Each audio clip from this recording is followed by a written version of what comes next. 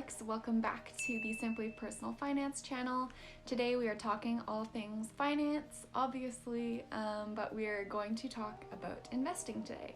So specifically how to start investing. So we're going to start from the beginning, work our way up, and hopefully this helps you decide how you're going to start investing for yourself. If you enjoyed the video, do not forget to subscribe, give it a big thumbs up, it really helps.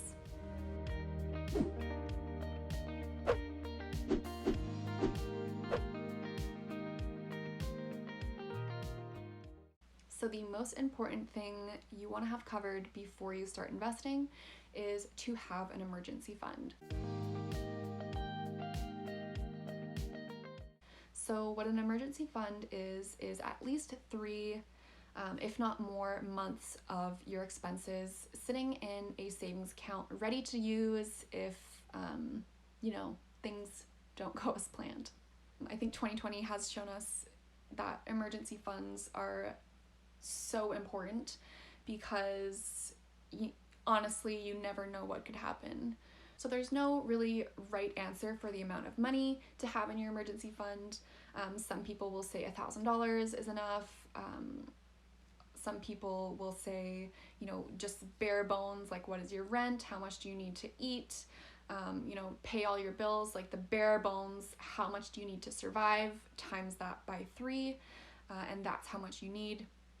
Some people will not feel comfortable having less than a year's worth of expenses, so it's totally up to you and what you feel comfortable with.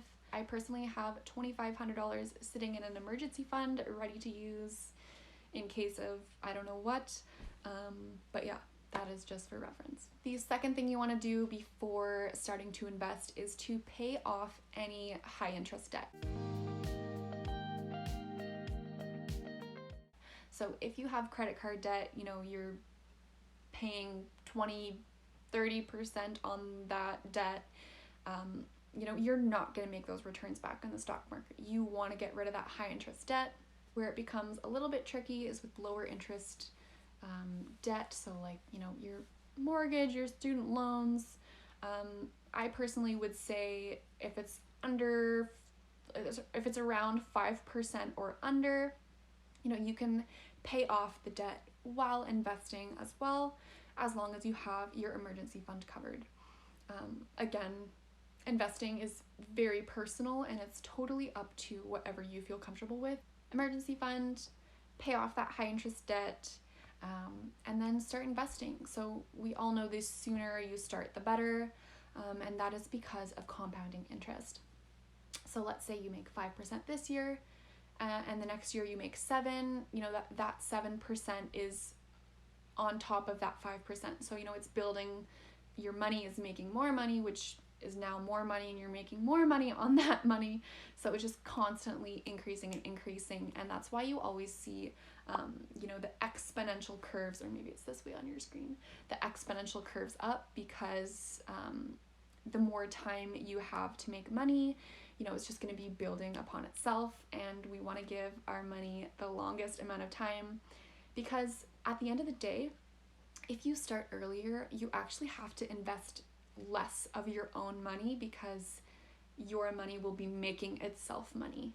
So if we start a bit later in life, we lose out on a lot of compound interest, and we actually have to put more of our own money in to get the same amount at the end of the day. When you start investing, it's really important to think about why you're investing that money. So if it's for purchasing a home, or it's for retirement, or it's going to be, for specific purposes, you really want to create a goal for yourself, because when you make goals, you actually have something to work towards, and it's easier to actually make it happen. So like, okay, in 10 years, I want to buy a house. I need to save up however much money. That means I need to put away this much per month, so that I can make my goal. And if you're not really working towards anything, and you see a really cute jacket that you want to buy, and it's like, oh, like I don't have to invest this month, Like, I'll just wait till next month, and then the next month there's like, ooh, a cute pair of boots, or like the next month, you know, whatever, like things comes up, maybe it's like a trip with your girlfriends, whatever it is, things come up and you will put it off. So make sure to create a solid goal for yourself, so that you actually work towards your goals and you make it happen. So now, specifically for Canadians, there are some great ways you can actually start investing. So for any Canadian at any time, a tax-free savings account is a great option. So this uses after-tax dollars, and it is a tax-sheltered account. So once you put your money into the account, you don't want to just leave the money sitting there. It's not just a savings account. You can invest, you know, you can buy stocks through your tax-free savings account. So your tax-free savings account is just a vehicle for you to invest. So just because you put money into a tax-free savings account doesn't mean you've invested in anything. You actually have to, you know, put it in a savings account, buy a GIC with it, or, you know, invest within the tax-free savings account. So by tax-sheltered, what it means is that, you know, you get your paycheck, you pay your taxes, and then with the money that you have, you're gonna invest. And then at whatever point you want to take out the money, you just take out the money, and whatever you take out is yours. You don't have to pay tax on any of the money, any of the gains. Say you put in $10,000 and it grows to $100,000, you can take out $100,000 and all that $100,000 is yours, and you don't have to pay tax on anything. So that is a great way to start. Another option is your RRSP. So that is your Registered Retirement Savings Plan, and that is just for retirement. There are a few other options where you can take money out of your RRSP, like to buy your first home, or if you're going back to school. However, for the purposes of this video, we're just gonna keep it simple. Your RRSP is for retirement, so once you put your money in your RRSP, just don't even think about it. It's gone. You're gonna touch it at 59.5 years old or later. Yeah, so you are saving and investing for future you. Once you put your money in your RRSP, it's gone for many, many years, versus your TFSA when you can take it out at any time. So really important, with your TFSA and your RRSP, there is only a certain amount of money you can put into these accounts. And if you go over, you're going to be taxed every month on the amount you go over, which might eat away at any of the gains that you were making. So it's just really unfortunate when that happens. So you want to make sure you're keeping on top of how much you've put in already, how much room you have to contribute, and you really don't want to over contribute. Your RSP is also a tax-sheltered account. However, it's pretty much the opposite of your TFSA. So when you put money into your RRSP, you're going to get a tax break on the money you put in. So let's say you make $50,000 and you put $5,000 into your RRSP. You made a taxable income of $45,000. So it's just going to lower your taxable income. And then in the future, when you decide to take out that money, then you're going to be taxed on the money. So you're hoping that when you take out the money, you're going to be making less than you are right now because of that tax advantage. But the same thing as the TFSA, any gains that you make, you know, you're not taxed on it. It's just when you take out the money is when you're going to be taxed. So it grows tax-free, and then anything that you're taking out is going to be taxed. We are going to go over some terms that you will definitely need to know when researching investment opportunities. The stock market. What the heck is that? So first off, a company actually has to get onto the public stock market. That's a whole other thing that we don't really need to know. But once they're on the public stock market, people like you and me, anyone can buy into the company. So let's take Apple for example. If you think about dividing the value of the company into little tiny pieces, think about it like a pie chart, and you divide it into little pieces of pie, people like you and me can actually buy into that company. And so when you think about breaking the company down into little pieces, that's what we call a stock.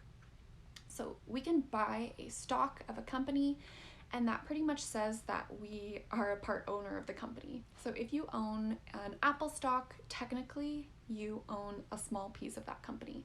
So now we're going to talk a little bit about index funds and exchange traded funds, which I'll probably be referring to as ETFs.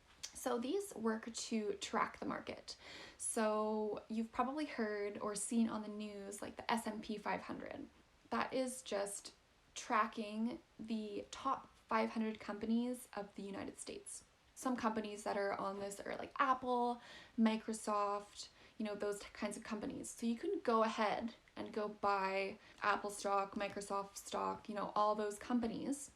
But you're going to be spending a lot of money. You're going to need a lot of money to physically purchase each one of those stocks. So as an example, Tesla stock right now is like $600. So to buy one Tesla stock, you'd need $600.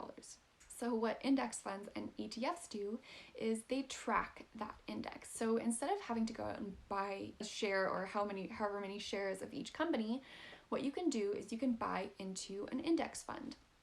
So the index fund itself will weight the companies. So they'll have the 500 companies in the S&P 500, and they'll weight the companies differently based on their worth. For probably under $100, you can buy a share of the S&P 500. Another thing I want to mention about the difference between index funds and exchange traded funds is that exchange traded funds are like a stock and you can trade them on the stock market. Index funds are a little bit different and they can't be traded as easily. Exchange traded funds are usually a little bit of a lower cost to index funds. Yeah, that's all I'm gonna say. And I will just mention that I personally invest using exchange traded funds. So index funds and ETFs are really great low cost options for beginner investors and any investor for that matter. So a mutual fund is very similar to an index fund or an ETF in the fact that you buy into a fund that has lots of different stocks in it. So you're not just buying Apple stock, there's going to be a bunch of different companies in there. So if you are Canadian and you have walked into your bank and opened up a brokerage account and are investing that way, you're most likely investing in mutual funds. The difference with a mutual fund versus index funds and ETFs is that it's actively managed. So what that means is there's someone sitting at their computer actively buying and selling stocks to try and beat the market. So with index funds and exchange traded funds, all you're trying to do is be average.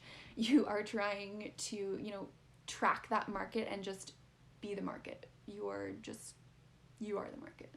With mutual funds, your manager, I don't know what they're called, your investment manager? I don't know. Anyways, so not the financial advisor that you would actually meet. There is another person doing their research, seeing what stocks are overvalued, undervalued, and they're going to actively buy and sell and try to beat the market. A couple things with that. So with mutual funds, obviously you have access to a financial advisor who you can talk to about your goals. So usually because there's someone behind, the scenes doing a lot of buying and selling, that is going to increase your fees quite substantially. So the maybe 2%, so 0.2% that you might be paying with index funds or ETFs, now with mutual funds we're going to be paying closer to 2%, and this is in Canada at least, and probably more than 2%.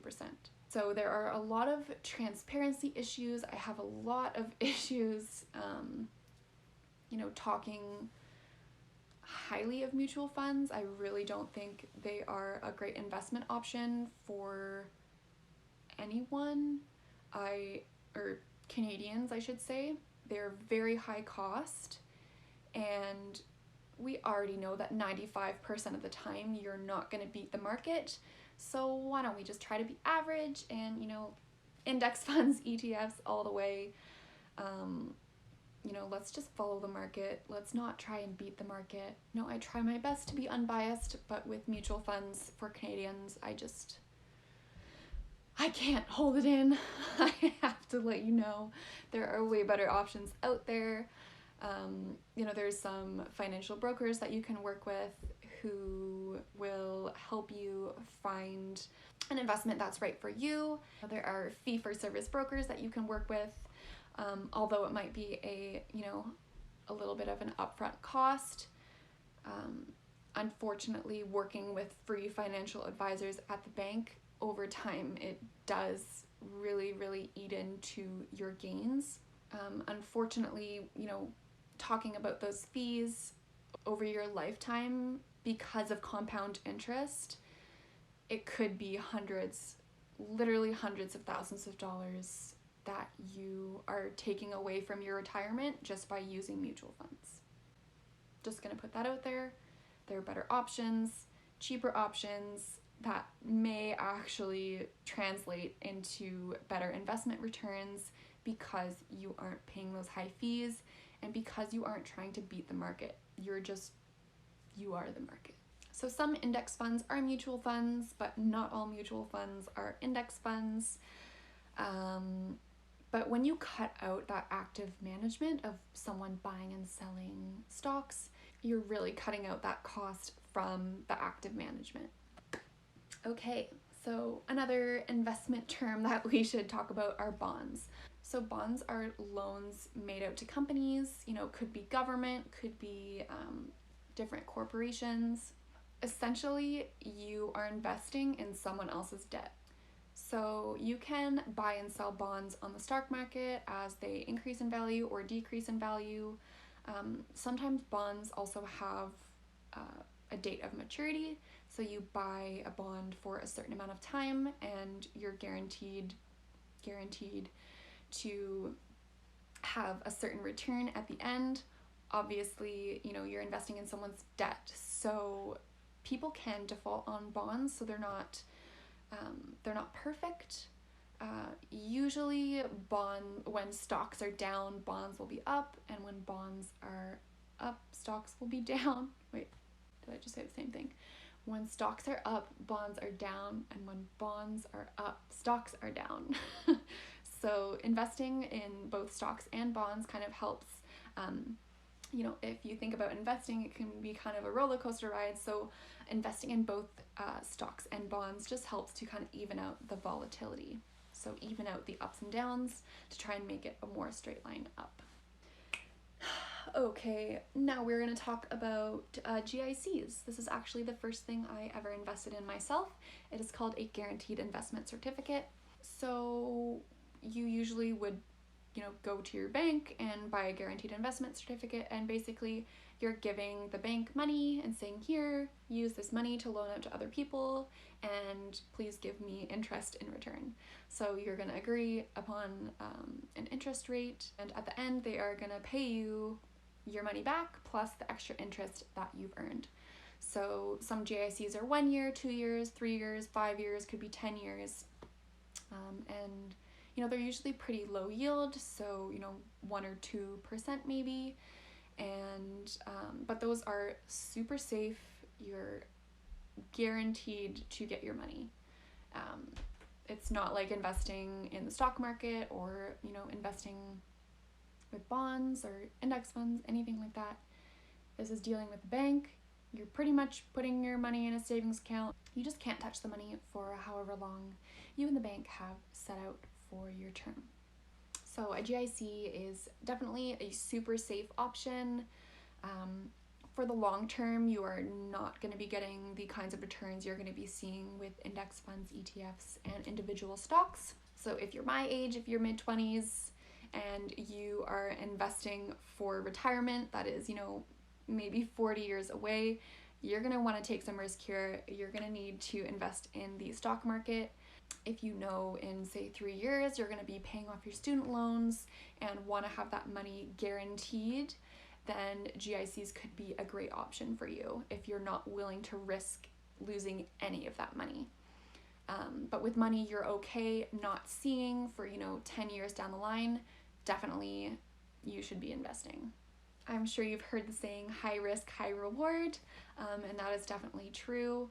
If you want to be a little bit more risky with investing, you can get a higher reward, but you also have to be okay with potentially losing money as well.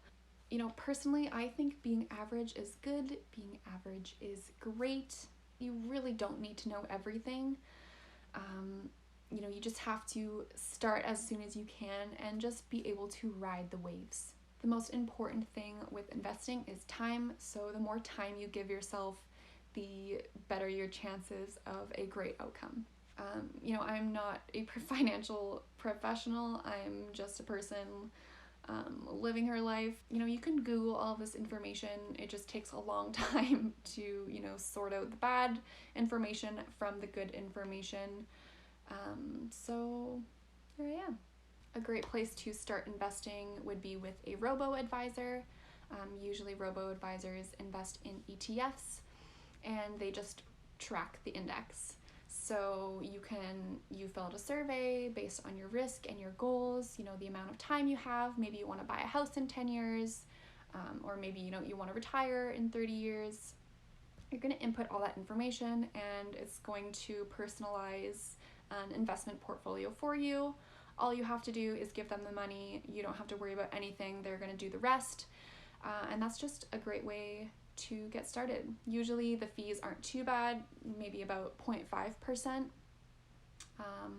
So still a really great option, and very low cost. I personally started out using Wealthsimple as a robo-advisor. You can start with as little as $1, and you can put in 25, 50, however much money you have every month. Every little bit helps, and the earlier you start, the better. You can also work with a fee-for-service financial advisor that will point you in the right direction of what works for you and your goals. And if you already know what you want to invest in, you can open up a brokerage account for yourself and start buying ETFs on your own.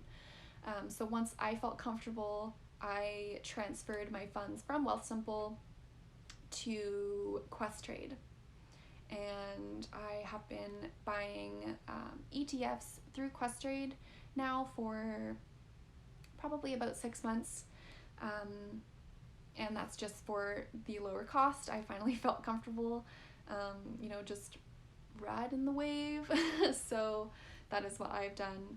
There are lots of other companies that you can look into, ones that might be right for you, and then there's always the opportunity down the line to work with a licensed financial advisor that has the fiduciary duty to work in your best interest. That's definitely very important. When you're dealing with index funds and ETFs, you don't really have to worry about that because you're just tracking the market. Like, no one is going to screw you over. It's just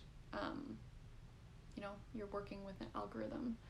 But when you have someone actively trading your stocks, your livelihood, and they don't have to work in your best interest, you're going to pay them no matter if they make money or not, right? So that's where it gets a little tricky. And that's where I get a little uncomfortable with actively managed funds. To each and their own. Whatever you feel comfortable with is what you should be investing in. So I'm going to link my favorite financial products in the description. I hope that you got some great tips to start off your 20s in the right direction. I really hope you enjoyed this video on how to start investing, tips for your 20s. Let me know what you thought in the comments. Don't forget to subscribe to the channel, give it a big thumbs up. It really, really helps me reach more people.